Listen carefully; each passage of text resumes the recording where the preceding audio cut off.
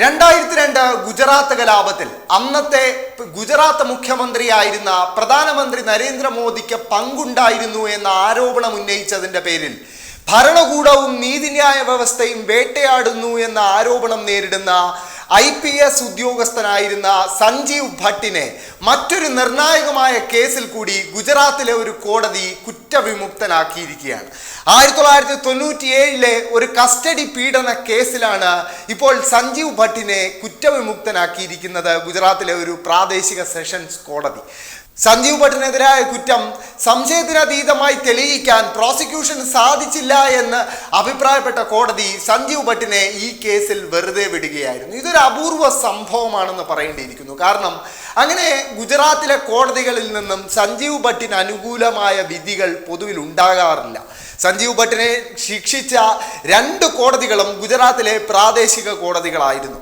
സഞ്ജീവ് ഭട്ട് നിലവിൽ 1990 അദ്ദേഹം SP ആയിരുന്ന സമയത്ത് അവിടുത്തെ ഒരു പോലീസ് സ്റ്റേഷനിൽ നടന്ന കസ്റ്റഡി മരണവുമായി ബന്ധപ്പെട്ട കേസിൽ ജീവപര്യന്തം ശിക്ഷ അനുഭവിക്കുകയാണ്. ഇതിനു പുറമെ 1996 ഒരു രാജസ്ഥാൻകാരനായ അഭിഭാഷകന്റെ കാറിൽ മയക്കുമരുന്ന് വെച്ച് അയാളെ കേസിൽപ്പെടുത്താൻ ശ്രമിച്ചു എന്ന കുറ്റത്തിന് മറ്റൊരു 20 വർഷം തടവും കൂടി അദ്ദേഹം നിലവിൽ അനുഭവിച്ചുകൊണ്ടിരിക്കുകയാണ്. അതായത് ഒരു ജീവപര്യന്തവും ഒരു 20 വർഷം തടവും ഒരുമിച്ച് അനുഭവിച്ചുകൊണ്ടിരിക്കുകയാണ് ഇന്ത്യയിലെ ഒരു മുൻ IPS ഉദ്യോഗസ്ഥനായ സഞ്ജീവ് ഭട്ട്. സഞ്ജീവ് ഭട്ട് നമ്മൾക്കറിയാവുന്ന പോലെ ഈ നരേന്ദ്രമോദിക്കെതിരായ തെളിവുകൾ എന്ന രൂപത്തിൽ പലതും പൊതുസമൂഹത്തിൽ അവതരിപ്പിക്കുകയും നരേന്ദ്രമോദിക്ക് 2002 ഗുജറാത്ത് കലാപവുമായി ബന്ധമുണ്ട് എന്നും അതിൽ പങ്കുണ്ട് എന്നും ആരോപണം ഉന്നയിച്ചിരുന്ന ഒരു ഗുജറാത്ത് കേഡർ IPS ഉദ്യോഗസ്ഥനായിരുന്നു സഞ്ജീവ് ഭട്ട്.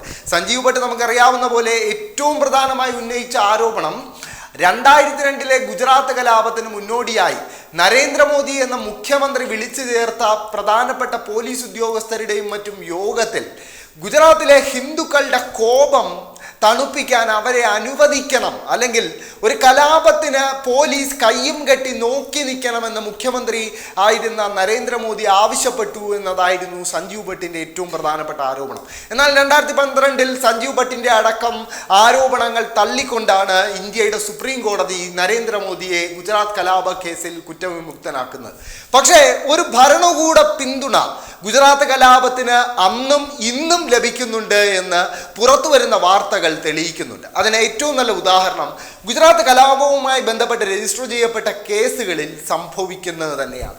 ഗുജറാത്ത് കലാപവുമായി ബന്ധപ്പെട്ട് ഏറ്റവും കൂടുതൽ ശ്രദ്ധിക്കപ്പെട്ടിട്ടുള്ള, ഏറ്റവും കുപ്രസിദ്ധി നേടിയ കേസുകളിൽ ചിലത് നറോഡാഗാം കൂട്ടക്കൊലയും നറോഡ പാട്ടിയ കൂട്ടക്കൊലയും അതോടൊപ്പം തന്നെ ഗുൽബർഗ് സൊസൈറ്റി കൂട്ടക്കൊലയുമാണ്.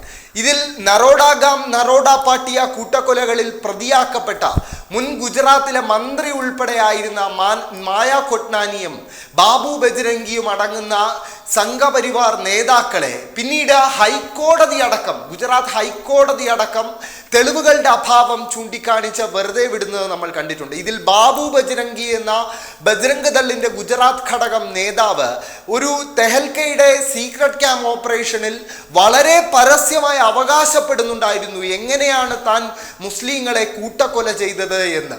അതിൻ്റെ വിവിധ രൂപങ്ങൾ എങ്ങനെയായിരുന്നു എന്ന് ബാബു ബജ്രംഗി വിശദീകരിക്കുന്നുണ്ട്.